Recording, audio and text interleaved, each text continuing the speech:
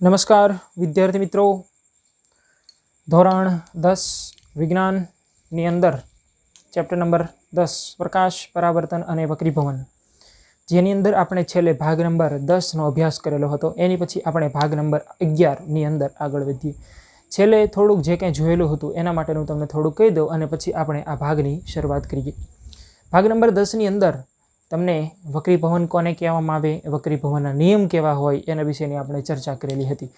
ટૂંકમાં થોડું કહી દઉં તો કે વક્રીભવન એટલે શું, તો કે પ્રકાશનું ત્રાંસુ કિરણ એક પારદર્શક માધ્યમમાંથી બીજા પારદર્શક માધ્યમની અંદર આવે ત્યારે બે માધ્યમોને છૂટી પાડતી સપાટી આગળ પ્રકાશના કિરણની વળવાની ઘટના, આ પ્રકાશનું કિરણ વળી ગયું, એની મેઇન દિશા આવડી હતી એમાંથી વળી જાય છે તો પ્રકાશના કિરણની વળવાની ઘટના કે જેને આપણે વક્રીભવન તરીકે ઓળખીએ છીએ। અને વક્રીભવનના આપણે બે જે છે એ રૂલ્સ જોયેલા હતા, એના નિયમ જોયેલા હતા। કયા કયા બે નિયમ હતા તો કે આપાત કિરણ, વક્રીભૂત કિરણ અને સપાટીને દોરે લંબ ત્રણે ત્રણ એક જ સમતલની અંદર હોય, આ જે છે એ એનો રૂલ્સ પહેલો, નિયમ પહેલો। અને બીજા નિયમની અંદર તમને એવું કીધું હતું આપાત કોણનો સાઇન અને વક્રીભૂત કોણના સાઇનનો ગુણોત્તર અચળ હોય છે, કોન્સ્ટન્ટ હોય છે। અહીંયા थीटा आई लखो और अहींया लखीए theta R. Incident angle, refraction angle, reflection नहीं, रिफ्लेक्शन मतलब परावर्तन थशे अने रिफ्रेक्शन मतलब वक्रीभवन थशे, बराबर है। आपात कोणनो साइन एनो मतलब कि हूँ अहींया लखूँ साइन थीटा आई ना छेदमां साइन थीटा आर, आ बंनेनी वेल्यू, आना गुणोत्तरनी वेल्यू जे छे ई अचल होय छे, कॉन्स्टंट होय छे। અને આ કોન્સ્ટન્ટ વેલ્યુને વક્રીભવનાંક તરીકે ઓળખવામાં આવે છે। જેના તરીકે? વક્રીભવનાંક તરીકે ઓળખવામાં આવે। ફરીવાર પ્રકાશનું ત્રાંસુ કિરણ એક પારદર્શક માધ્યમમાં બીજામાં આવે ત્યારે બે માધ્યમને છૂટી પાડતી સપાટી આગળ એની મેઇન દિશામાં જ વળી જાય, મૂળ દિશાથી વિચલિત થવાની ઘટના જે છે એને શેના તરીકે ઓળખવામાં આવે? વક્રીભવન તરીકે ઓળખવામાં આવે। પણ એનું એક કારણ હતું, વક્રીભવન થાય જ શું લેવા, એનું કારણ શું? અહીં માધ્યમ બંને અલગ હતા, પારદર્શક માધ્યમ હતું અને પારદર્શક માધ્યમ હોય ત્યારે એકમાં બીજામાં આવે ને ત્યારે એની ઝડપમાં ફેરફાર થાય, ઝડપમાં ફેરફાર થવાના લીધે આવું કંઈક બનતું, બરાબર છે। ઝડપની અંદર ફેરફાર થાય, અમુક વખતે એવું બને કે પાતળા માધ્યમમાંથી ઘટ માધ્યમમાં આવે તેની ઝડપ ઘટી જાય। દાખલા તરીકે શૂન્યાવકાશમાં પ્રકાશનો વેગ જે છે એ 3 × 10⁸ મીટર પ્રતિ સેકન્ડ, એક સેકન્ડની અંદર એટલા 3 × 10⁸ જેટલું એ અંતર કાપી નાખતું હોય અને જ્યારે એ વચમાં કોઈ કાચ આવી ગયો, હવે કાચ જે છે એ શૂન્યાવકાશની સાપેક્ષે કાચ કેવું માધ્યમ કહેવાય? અથવા તો હવાની સાપેક્ષે કહીએ કે હવાની સાપેક્ષે કાચ આવી ગયો તો કાચનું માધ્યમ ઘટ થઈ ગયું, જાડું થઈ ગયું, એનો મતલબ એની ઝડપ ઘટી જશે। અને પ્રકાશનું કિરણ જ્યારે કાચમાંથી આવતું હોય ને આગળ હવા આવી ગઈ, પાતળું માધ્યમ આવી ગયું તો એની ઝડપ વધી જાય થશે। એનો મતલબ પાતળા માધ્યમની અંદર એની ઝડપ વધારે હોય અને ઘટ માધ્યમની અંદર એની ઝડપ ઓછી હોય। એનો મતલબ ઝડપમાં ફેરફાર થાય એટલે વક્રીભવન થાય। વક્રીભવન થવાનું કારણ કયું? તો કે ઝડપની અંદર થતો ફેરફાર, બરાબર છે। આવું કંઈક તમને કીધેલું હતું। એની પછી આપણે આગળ વધીએ। જો અહીંયા જે કીધું ને, હવે અહીંયા જુઓ ખાલી એકવાર, પ્રકાશીય ઘટ અને પ્રકાશીય પાતળું માધ્યમ કહેવાય કોને? બે માધ્યમ તો કહી દીધા, બંને પારદર્શક માધ્યમ છે, એમાંથી જાડું કયું ને પાતળું કયું? ઘટનો મતલબ જાડું માધ્યમ થશે, બરાબર છે। ચાલો ભાઈ, ઘટ માધ્યમ અને પાતળું માધ્યમ બંને આપણે વૈજ્ઞાનિક ભાષાની અંદર જોવું હોય તો આપણે કઈ રીતના કહી શકીએ? એના માટે લખીએ જેનો વક્રીભવનાંક વધારે, દાખલા તરીકે આપણે બે માધ્યમોની સરખામણી કરીએ છીએ, બરાબર છે। વક્રીભવનાંક વધુ ઈ ઘટ અને જેની અંદર વક્રીભવનાંક ઓછો એ પાતળું માધ્યમ હશે। આ શોર્ટકટ માટે લખું, યાદ રાખવા માટે લખું।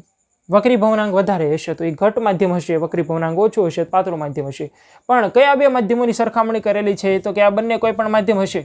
દાખલા તરીકે અહીંયા હવા લીધેલી છે ને કાચ લીધેલું છે, એ સિવાય કેરોસીન લીધેલું છે, ડીઝલ લીધેલું છે, કેરોસીન લીધેલું છે, તેલ લીધેલું છે, માધ્યમ ચેન્જીસ કોઈ પણ હોઈ શકે, બરાબર છે। કેવું માધ્યમ છે એની ઉપર ડિપેન્ડ કરે છે। એટલે અહીંયા આગળ આપણે લખીએ કે બે માધ્યમોની સરખામણીમાં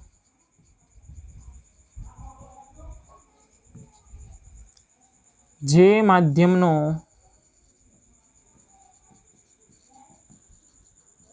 વક્રીભવનાંક વધારે તેને પ્રકાશીય ઘટ માધ્યમ કહેવાય અને જેનો વક્રીભવનાંક ઓછો તેને પ્રકાશીય પાતળું માધ્યમ કહેવાય. પ્રકાશીય ઘટ માધ્યમ કોને કહેવાય અને પાતળું માધ્યમ કોને કહેવાય? તો કે બે માધ્યમની આપણે સરખામણી કરીએ, જે માધ્યમનો વક્રીભવનાંક વધારે હોય, બે માધ્યમ કોઈ પણ લેવાના તમારે. દાખલા તરીકે આપણે હવા લઈએ અને પાણી લઈએ, તો બંનેની અંદર એનો વક્રીભવનાંક કેટલો છે હું અહીંયા આગળ લખું છું. હવાનો વક્રીભવનાંક 1 છે. 1.003 આવે છે, પણ આપણે 1 રાખવાનો છે, બરાબર છે. 1.00 બે વેલ્યુ પછી 3 આવે છે, એટલા માટે આપણે કેટલા લઈશું? તો કે 1 જ લઈશું. હવાનો વક્રીભવનાંક દાખલા તરીકે આપણે લઈએ 1 અને પાણીનો વક્રીભવનાંક જે છે એ 1.33 આટલો વક્રીભવનાંક છે. આમાંથી ઘટ માધ્યમ કયું અને પાતળું માધ્યમ કયું? જુઓ જોઈ શું કીધેલું છે. બે માધ્યમોની સરખામણીમાં આપણે હવા અને પાણીની સરખામણી કરીએ છીએ.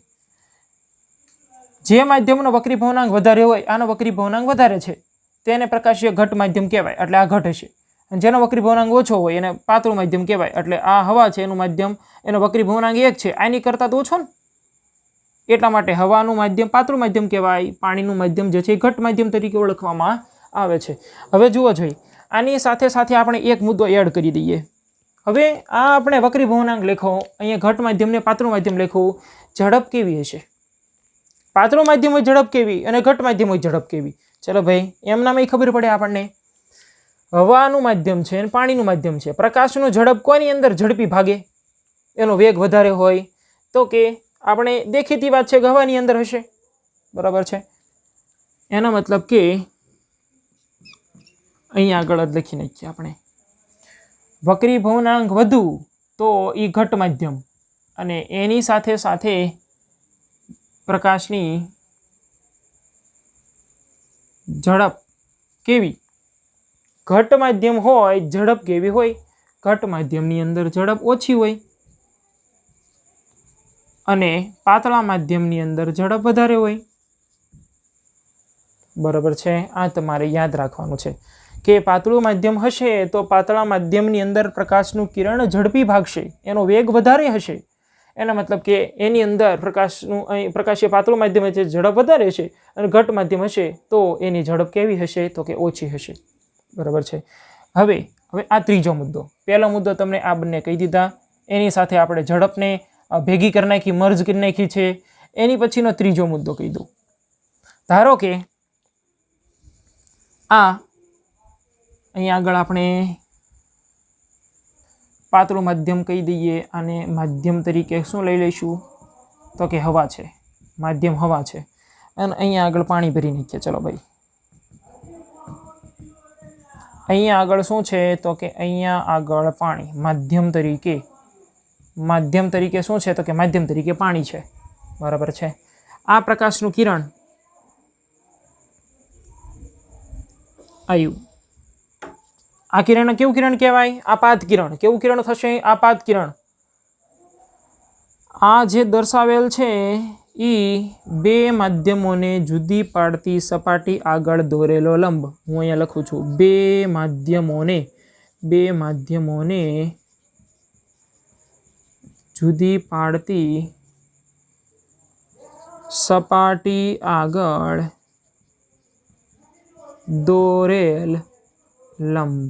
શું છે? બે માધ્યમોને જુદી પાડતી સપાટી આગળ દોરેલો લંબ અહીંયા દર્શાવેલો છે. ચલો ભાઈ, અહીંયા એંગલ દર્શાવી દઈએ આપણે. આપાત કોણ, ઇન્સિડન્ટ એંગલ, બરાબર છે. આપાત કોણ થીટા આઈ વડે દર્શાવેલ છે. આને ઇન્સિડન્ટ રે તરીકે ઓળખવામાં આવે, આપાત કિરણ તરીકે ઓળખવામાં આવે. ચલો ભાઈ, પ્રકાશનું કિરણ અહીંયા આવ્યું, અહીંયા આપાત બિંદુ આગળ આવે છે. હવે જુઓ, પાતળામાંથી આ પાતળું માધ્યમ કહેવાય ને, હવા અને પાણી છે, તો આની અંદર આ કેવું માધ્યમ થયું? હવાનું માધ્યમ જે છે એ કેવું માધ્યમ થયું? તો કે પાતળું માધ્યમ થયું.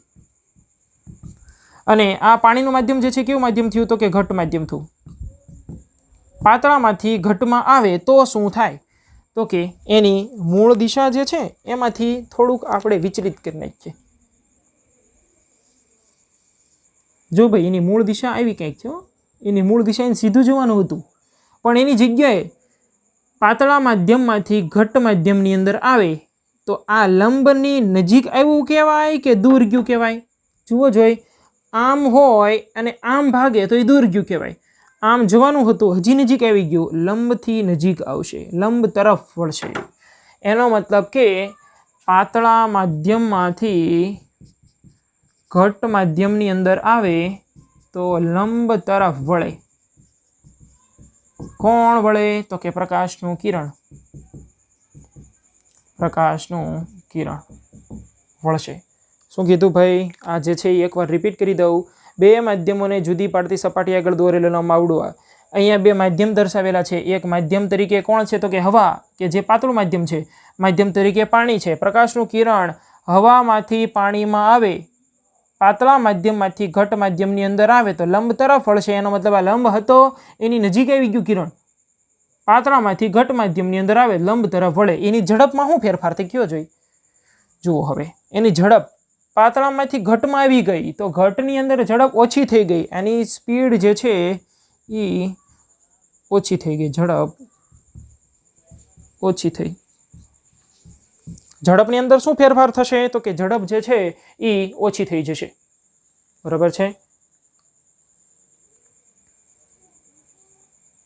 ઝડપ ઓછી થઈ ગઈ। એની પછી આપણે થોડાક આગળ વધીએ। હવે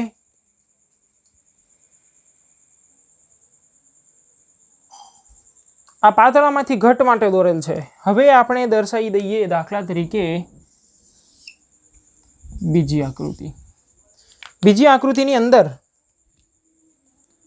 આ જે છે ઉપર એક માધ્યમ ને નીચે એક માધ્યમ, એનો મતલબ કે અહીંયા માધ્યમ એક તરીકે લઈએ, માધ્યમ એક તરીકે દાખલા તરીકે હું લઉં છું પાણી, ઉપર પાણી લઈ નાખીએ આપણે, અને માધ્યમ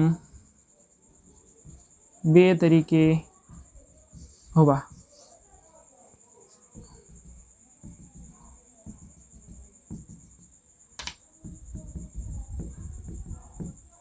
ઓકે,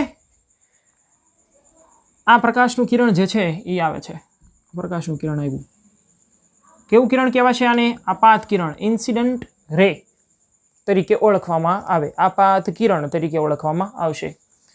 આ પ્રકાશનું કિરણ આવ્યું, અહીંયા જે છે એ બે માધ્યમોને જુદી પડતી સપાટી આગળ દોરેલો લંબ છે। આ શું છે? તો કે લંબ, શોર્ટકટ લખું છું ભાઈ, લંબ, અહીં લખેલું છે આખું નામ। બે માધ્યમોને જુદી પાડતી સપાટી આગળ દોરેલો લંબ, આની આ કોપી મારી અહીંયા લખી નાખો તો પણ ચાલશે ને। આ કેવું કિરણ છે? તો કે આપાત કિરણ, આપાત કિરણ। ઓકે, હવે જુઓ, અહીંયા પાણીનું માધ્યમ કેવું કહેવાય? પાતળું કહેવાય, ઘટ કહેવાય? આની સરખામણીમાં, હવાની સરખામણીમાં, તો કે હવાની સરખામણીમાં પાણીનું માધ્યમને જે છે એ ઘટ્ટ માધ્યમ કહેવાય। હવા કેવી કહેવાય? તો કે પાતળી કહેવાય, તો પાતળું માધ્યમ થશે। ઘટમાંથી પાતળામાં આવે, ઝડપ કેવી થાય કયો જોઈ? ઝડપની અંદર શું ફેરફાર થશે? એની ઝડપ બદલાય છે, બદલાય છે એ તો ખ્યાલ છે, વધે ઘટે। અહીંયા પાણીમાંથી હવાની અંદર આવશે તો એને સ્પેસ મળી ગયો, સ્વતંત્ર રીતે જઈ શકશે, એનો મતલબ એની ઝડપ વધે। અહીંયા ઝડપ વધે, અહીંયા શું થઈ ગઈ? તો ઝડપ ઓછી થઈ ગઈ। અહીંયા શું થશે? તો કે ઝડપ વધશે। એનો મતલબ કે પ્રકાશનું કિરણ ઘટ્ટ માધ્યમમાંથી પાતળા માધ્યમની અંદર આવે તો લંબથી દૂર ભાગે અને એ પાસ ઝડપથી ભાગે। અહીંયા એનો એંગલ થીટા આઈ એની સરખામણીમાં થીટા આર વધારે હશે, અને અહીંયા આગળ થીટા આર જે છે એ કેવો હશે? ઓછો હશે। એટલે અહીંયા આગળ હું લખું છું થીટા આઈ કેવો ભાઈ? આ માધ્યમ તરીકે પાણી લખી નાખું। થીટા આઈ કેવો? વધારે કે ઓછો? અને થીટા આર કેવો એ પણ લખી નાખીએ આપણે। થીટા આઈ કેવો? તો કે આની સરખામણીમાં વધારે, અહીંયા વધુ અને અહીંયા ઓછો। થીટા આર કેવો? તો કે ઓછો, રિફ્રેક્શન એંગલ ઓછો છે। અહીંયા આગળ શું છે? થીટા આઈ આપાત કોણ, જેટલા ખૂણે આવે એન કરતાં જે એનો વક્રીભવન ખૂણો છે, વક્રીભવન કોણ છે એ વધારે હોય। એનો મતલબ તમારે સમજી જ જવાનું કે એ ઘટ માધ્યમમાંથી પાતળા માધ્યમની અંદર આવતું હશે, એની ઝડપ વધતી હશે। જો ઝડપ વધી જાય તો લંબથી દૂર ભાગે, બરાબર છે? ઝડપ વધે એનો મતલબ કે આપણને શું સમજણ પડી અત્યારે? કે પ્રકાશનું કિરણ, પ્રકાશનું કિરણ ઘટ માધ્યમમાંથી પાતળા માધ્યમમાં આવે તો શું થશે? ઘટ માધ્યમમાંથી પાતળા માધ્યમની અંદર આવે તો લંબથી દૂર જાય, એની ઝડપ વધે. પ્રકાશના કિરણની ઝડપ જે છે એ કેવી થશે? તો કે વધશે. પ્રકાશનું કિરણ ઘટમાંથી પાતળામાં આવે તો દૂર જાય, અને પાતળામાંથી ઘટમાં જાય લંબની તરફ આવે. અહીંયા એંગલ જે છે એ કેવો થઈ જાય? ઓછો થઈ જાય. અને અહીંયા ખૂણો જે છે આની સરખામણીમાં વધી જાય. દૂર જાય ખૂણો વધે, નજીક આવે ખૂણો ઓછો થઈ જાય. આ રીતના તમારે યાદ રાખવાનું છે. બરાબર છે? અહીંયા આપણે 3 કોન્સેપ્ટ ક્લિયર કર્યા. કયા કયા? કે જુઓ, બે માધ્યમની સરખામણીમાં જે માધ્યમનો વક્રીભવનાંક વધારે હોય એને ઘટ માધ્યમ કહેવાય, અને જેનો ઓછો હોય વક્રીભવનાંક એને પાતળું કહેવાય. આટલું રેડી. પહેલાં એની પછીનો સેકન્ડ કયો કીધો? કે વક્રીભવનાંક વધારે હોય તો ઘટ હશે, ઝડપ ઓછી હશે, અને પાતળું હોય ઝડપ વધારે હોય. આ બીજો કોન્સેપ્ટ. ત્રીજો કયો? કે પાતળામાંથી ઘટમાં આવે તો લંબની તરફ આવશે, અને ઘટમાંથી પાતળા માધ્યમની અંદર જાય લંબથી દૂર જાય. આ 3 કોન્સેપ્ટ જે છે એ આપણે ક્લિયર કર્યા. એની પછી આપણે આગળ વધીએ આપણે કયા ટોપિકની અંદર? તો કે વક્રીભવનાંક અને તેના પ્રકારો. વક્રીભવનાંક એટલે શું એ તો આપણને ખ્યાલ છે. વક્રીભવનાંક આપણે આગળ 2 કંઈક રૂલ્સ જોયેલા હતા. વક્રીભવનના નિયમ 2 જોયેલા હતા. એની અંદરથી બીજો નિયમ આપણને આવું કંઈક કહેતો હતો. બીજો નિયમ કયો હતો?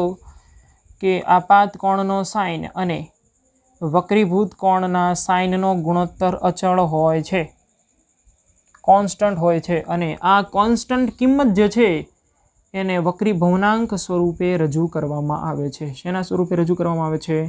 વક્રીભવનાંક સ્વરૂપે રજૂ કરવામાં આવે છે. બરાબર છે? એટલે આપણે એમ પણ કહી શકીએ કે કોઈ પણ બે માધ્યમોની જોડ માટે દિશાના અંદર જે ફેરફાર થાય છે એનું પ્રમાણ બે માધ્યમોની જોડ માટે પ્રકાશના કિરણની દિશામાં થતા ફેરફારને વક્રીભવનાંક સ્વરૂપે રજૂ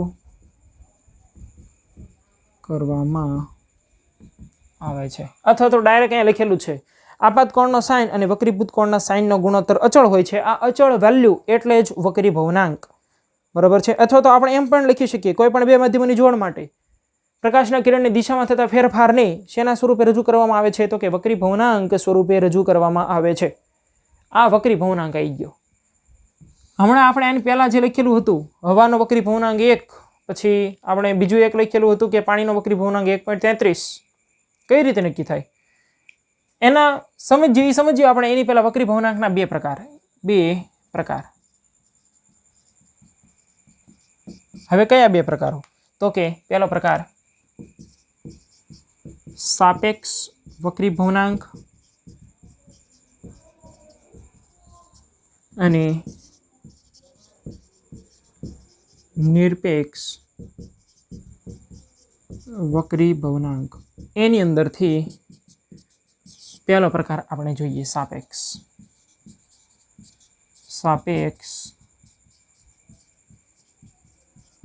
વક્રીભવનાંક. બરાબર છે? સાપેક્ષ વક્રીભવનાંક કોને કહેવાય એના વિશે આપણે જોઈએ. તો કે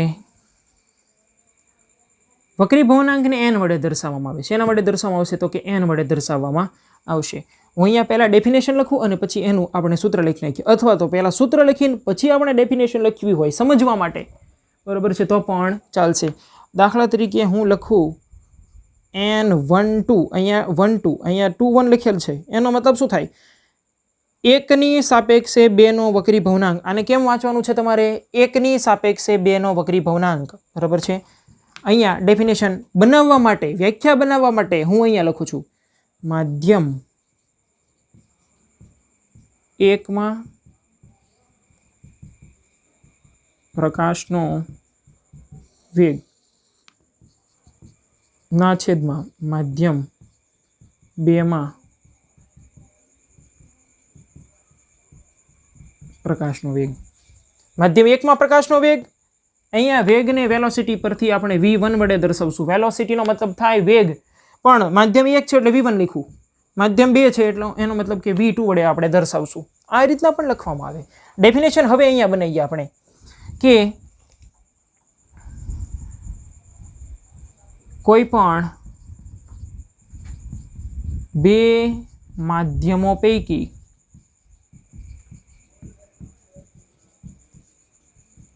માધ્યમ 1 માં પ્રકાશનો વેગ અને માધ્યમ 2 માં પ્રકાશના વેગના ગુણોત્તરને શેના તરીકે ઓળખવામાં આવે છે? સાપેક્ષ વક્રીભવનાંક તરીકે ઓળખવામાં. આની સાપેક્ષે, આની સરખામણીમાં, આ સાપેક્ષનો મતલબ શું થશે? આની સરખામણીમાં આનો વેગ કેટલો? બરાબર છે. સાપેક્ષ વક્રીભવનાંક કહેવાય. વક્રીભવનાંક જે ખાલી તમને વક્રીભવનાંક આપેલું હોય તો એને n વડે દર્શાવશું આપણે, n વડે. બરાબર છે. વક્રીભવનાંક n21, આનો મતલબ શું થશે? આનો મતલબ એવો થાય કે માધ્યમ 1 ની સાપેક્ષે માધ્યમ 2 નો વક્રીભવનાંક. શું મતલબ થશે? માધ્યમ 1 ની સાપેક્ષે, બતાય તો છે ને, નથી બતાતું? માધ્યમ 1 ની સાપેક્ષે માધ્યમ 2 નો વક્રીભવનાંક. કદાચ મેં અહીંયા ફેરફાર કરી નાખ્યો હોય. કેવો ફેરફાર? કદાચ હું અહીંયા આમ લખી નાખું, n21 12 લખેલા છે. એનો મતલબ શું અહીંયા આવશે? માધ્યમ 2 ની સાપેક્ષે 1 નો માધ્યમ 1 નો વક્રીભવનાંક. બરાબર છે. અહીંયા 1 2 શું આવશે? કયો જોઈએ હવે? હવે અહીંયા વેગ કોનો પહેલા લખવાનો? અહીંયા આપણે 1 ની સાપેક્ષે 2 લખેલા હતા તો 1 માં પ્રકાશનો વેગ અને 2 માં પ્રકાશનો વેગ એવું લખ્યું છે. અહીંયા 2 ની સાપેક્ષે 1 અહીંયા લખેલું છે. જુઓ, 2 ની સાપેક્ષે તો ઉપર વેગ કોનો આવશે? v2 ના છેદમાં v1. માધ્યમ 2 માં પ્રકાશનો વેગ અને માધ્યમ 1 માં પ્રકાશના વેગના ગુણોત્તરને આપણે સાપેક્ષ વક્રીભવનાંક તરીકે ઓળખીએ. એનો મતલબ કે બે માધ્યમ વચ્ચેની વાત હોય, બે માધ્યમનો વેગ, તમને વેગ આપેલો હોય તો એ જે છે સાપેક્ષ વક્રીભવનાંકની કિંમત તમને મળશે. બરાબર છે. ચાલો હવે બીજી ડેફિનેશન બનાવવા માટે અહીંયા આપણે ચોપડીની અંદર કદાચ તમને નથી આપેલું પણ આવું પણ આપણે લખી શકીએ, n2 ના છેદમાં n1.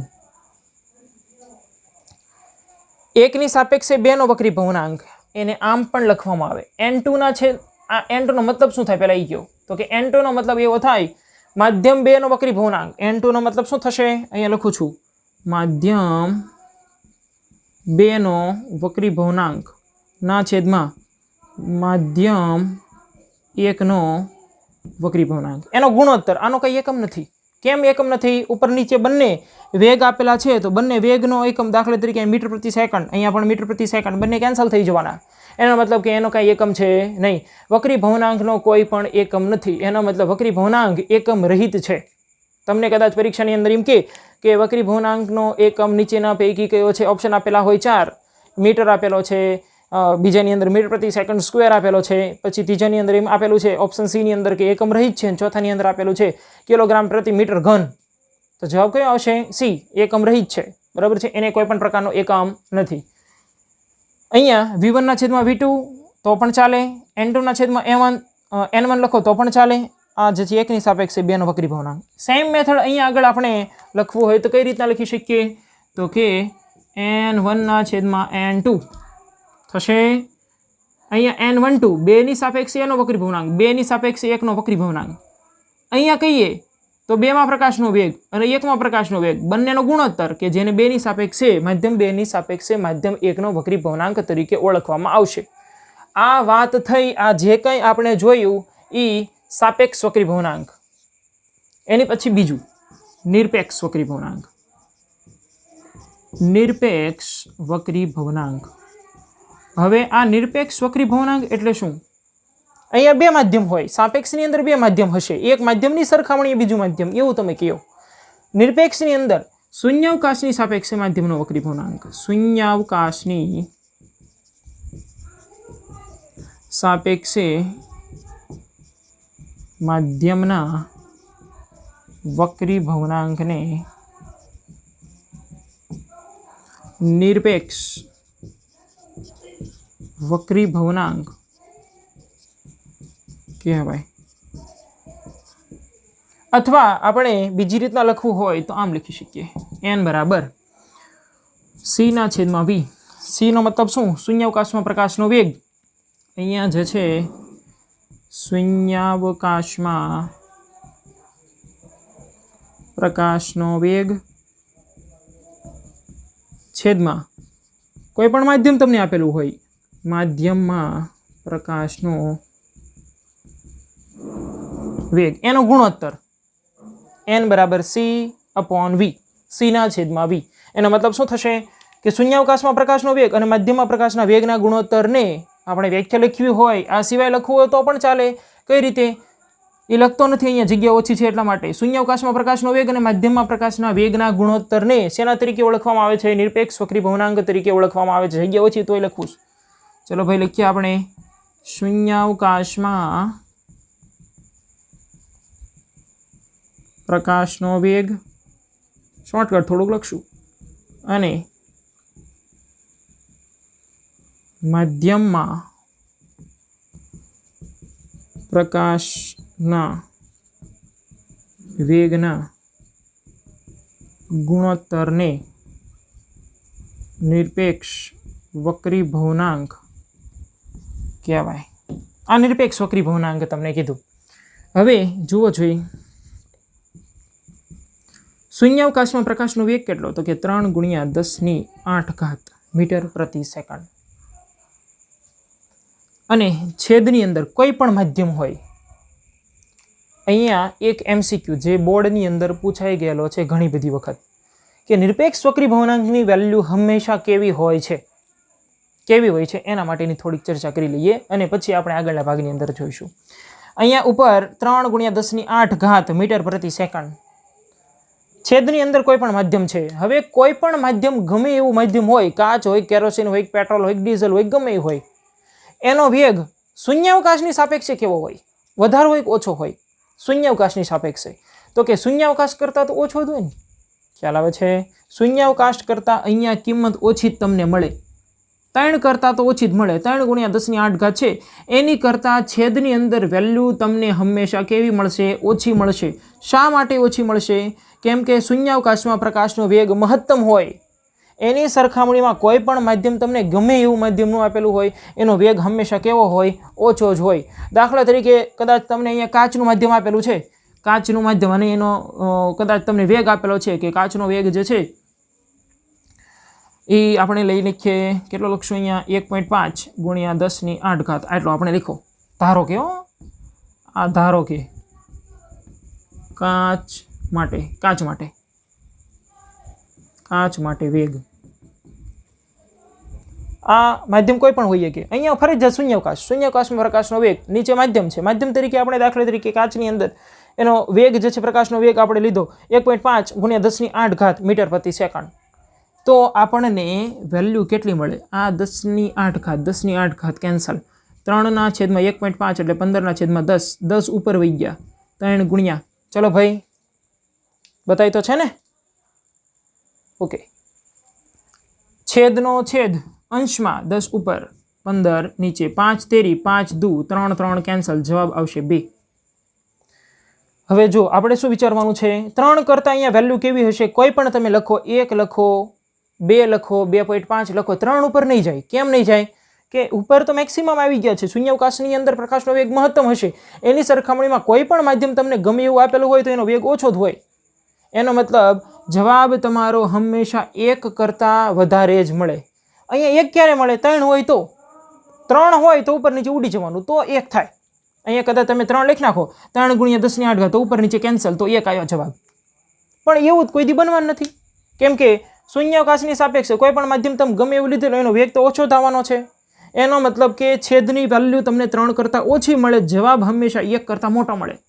એનો મતલબ એવો કે નિરપેક્ષ વક્રી ભવનાંકની કિંમત હંમેશા કેવી હશે?